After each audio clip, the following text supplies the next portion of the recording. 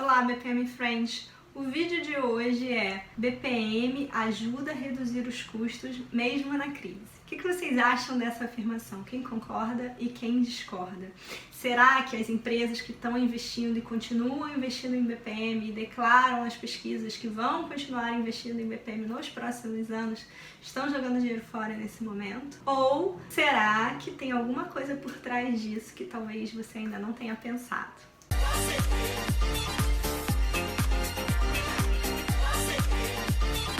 Então, não tem ninguém maluco, não tem ninguém rasgando dinheiro, não tem ninguém jogando dinheiro fora, ainda mais agora, né? Tá todo mundo de olho direitinho pra onde tá indo o seu rico dinheirinho. Então, o truque não é esse. O que acontece? Tem duas fases do nosso famoso ciclo de BPM que podem ajudar muito nessa questão de redução de custos. Vocês têm ideia de quais são? Acertou! Quem falou modelagem e melhoria de processos. Vamos falar delas duas? Uma de cada vez. Modelagem primeiro. O que é a fase de modelagem do nosso ciclo de BPM? É o momento em que eu vou levantar os processos, mapear esses processos e validar esses processos com os participantes do negócio. Então, é o momento onde a gente vai extrair as informações da cabeça dos participantes do processo e desenhar os mapas, os fluxos dos processos e depois mostrar esse material todo que foi construído de volta para os executores, para os participantes do processo. Por que essa fase ajuda tanto a gente nessa questão da redução de custos? A modelagem, ela ainda não é a fase de melhoria, mas ela já ajuda muito porque é a primeira vez que muitas dessas pessoas e muitas dessas empresas vão ter os seus processos explicitados, representados, colocados no papel. Quando você coloca isso no papel, você vai começar a ter um outro olhar. Primeiro, porque a gente vai começar a perceber que os gestores podiam ter uma ideia de como é que aquele processo funcionava na prática, mas na prática, no dia a dia, não é assim que está acontecendo. E aí, o que vai sair como processo que está de fato rolando dentro da empresa é outra coisa. Então, já tem um aprendizado grande aí, normalmente, para os gestores. O segundo ponto é que as pessoas que vão te explicar os processos, elas vão precisar parar para pensar no que elas fazem, para poder te explicar o que elas fazem, como é que elas trabalham. E aí, quando elas vão fazer isso, elas acabam tendo que estruturar o pensamento dela, organizar para contar para uma outra pessoa que não é especialista naquilo. Então, isso faz ela ter que pensar no processo dela de uma forma diferente. E às vezes só essa autorreflexão que ela faz muitas vezes nesse momento em que ela está ali cara a cara com um consultor, com um analista de processos, já leva ela para esse outro nível que ela precisa de entendimento. O terceiro ponto que pode acontecer aí nesse momento é que você vai capturar informações de diferentes fontes, de diferentes stakeholders, de diferentes participantes do processo. Então, quando você construir esse modelo do processo, não é a visão de uma única pessoa, é a visão do grupo, independente de qual técnica você usou, se você usou entrevista, se você usou workshops. E aí você conseguiu chegar nessa representação, que também é muito rica. Quando você termina aí essa modelagem, né, e vai para a fase de validação de processos e apresenta o resultado e mostra para esses executores como é que ficou o processo deles no final das contas, é um momento de muito impacto para alguns deles. Por quê? Porque eles vão ser surpreendidos por coisas que alguns deles não faziam ideia. E nesse momento, só de ver o modelo do processo, só de entender o processo, muitos deles já percebem na hora algumas oportunidades de melhoria. Fica claro, fica óbvio. Vou dar alguns exemplos de coisas que podem ser percebidas só de bater o olho no processo. Você pode perceber gargalo, você pode perceber idas e voltas frequentes entre algumas áreas. Por que esse negócio indo e voltando tantas vezes não precisava? Você pode perceber excesso de aprovações. Nossa, mas eu não sabia que aqui na empresa, para fazer isso, eu precisava de 2 assinaturas, 3 aprovações. Por que isso? E aí você começa a perceber que talvez tenha um peso ali que não precisava ter. Você pode perceber problemas de estoque rapidamente. Enfim, tem um mundo de coisas que só de bater o olho você já vê que não tá bem gerido, que não tá funcionando de uma forma eficiente, que é óbvio que não era para ser assim. E isso é independente de qual linguagem, qual notação, qual ferramenta de modelagem de processo eu estiver utilizando.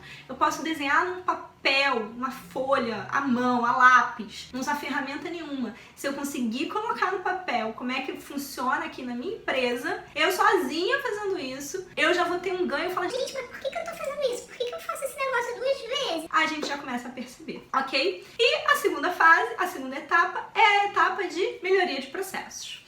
O que acontece? Esse é o momento em que, de fato, eu tô buscando problema no meu processo, não é isso? Eu vou parar para procurar problema com esse olhar e eu vou fazer vários giros de câmera, como a gente diz. A gente vai olhar esses problemas de diferentes perspectivas. Então tem várias técnicas que podem me ajudar. A gente já comentou algumas delas aqui no canal. Eu posso estar falando de uma técnica de perspectiva dos stakeholders, eu posso estar falando de técnica de análise de habilitadores, eu posso estar falando de técnica de FOFA, e tem template sobre essas análises para vocês baixarem lá no site da DECA. A gente pode colocar o link aqui na descrição para vocês baixarem gratuitamente esses materiais. Eu posso estar falando de técnica de brainstorm, a gente também deu uma dica super recente de um brainstorm divertido, diferente, que pode ser feito. Tudo isso vai me ajudar o quê? A encontrar problemas no meu processo. Sobre outras dimensões, sobre outras perspectivas que eu nunca tinha parado para pensar. E aí me ajuda a ser mais eficiente, a reduzir os meus prazos, a reduzir o meu ciclo, a reduzir o meu time to market e a reduzir os meus custos. Quando eu começo a fazer essa questão das melhorias dos processos, depois de procurar os problemas, obviamente a gente vai procurar o quê? As soluções. E aí a gente começa a pensar nas alternativas para resolver aqueles problemas que eu percebi.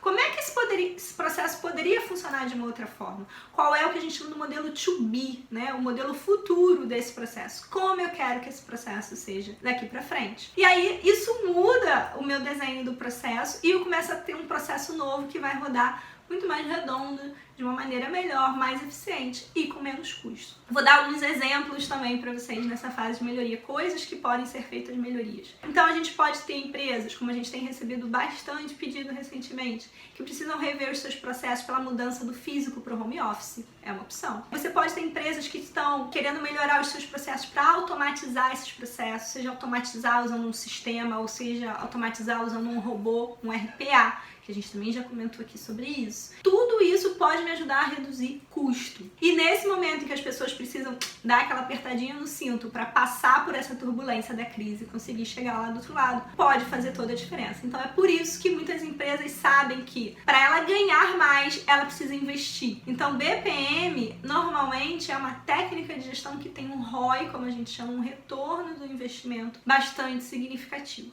E é por isso que as empresas vêm buscando, e nesses momentos de crise, é por isso que a busca por BPM, a procura por esses projetos de BPM cresce, a demanda aumenta, e é por isso que é sempre um celeiro de oportunidades para os analistas de processos, para os consultores de processos que querem construir suas carreiras e investir nessas áreas, porque em momentos de crise a gente ainda tem um monte de oportunidades.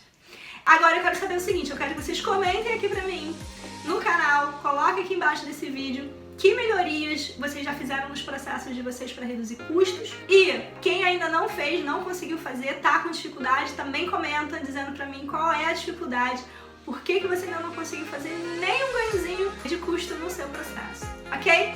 Quem gostou desse vídeo, dá um like, se inscreve no canal, compartilha com outros BPM Friends, segue a DECA nas redes sociais, a gente tá no Instagram, tá no LinkedIn, tá no Facebook, a comunidade tá crescendo, vem com a gente.